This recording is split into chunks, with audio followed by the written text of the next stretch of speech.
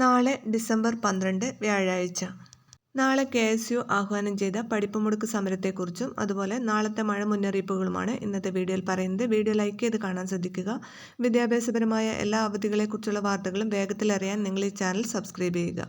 Video share ചെയ്യാനും മറക്കരുത്.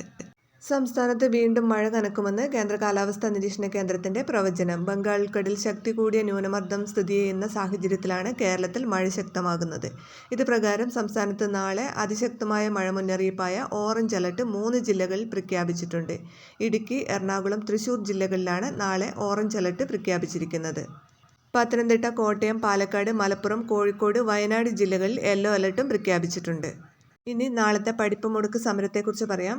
ഏകാധിപത്യ കോട്ടയായി SFI നിലനിർത്തുന്ന കണ്ണൂർ ITI ക്യാമ്പസുകളിൽ ജനാധിപത്യ അവകാശത്തിനായി കടന്നു ചെന്ന KSU നേതാക്കളെ SFIയുടെ ജില്ലാ സെക്രട്ടറിയുടെ നേതൃത്വത്തിലുള്ള ഗുണ്ടാസംഘം ആക്രമിച്ചതിൽ പ്രതിഷേധിച്ച് നാളെ 12/12/2024 വ്യാഴാഴ്ച KSU കണ്ണൂർ ജില്ലയിലെ പ്രൊഫഷണൽ കോളേജുകൾ അടക്കമുള്ള വിദ്യാഭ്യാസ സ്ഥാപനങ്ങളിൽ പഠിപ്പ് മുടക്ക് സമരം നടത്തി പ്രതിഷേധിക്കുന്നു.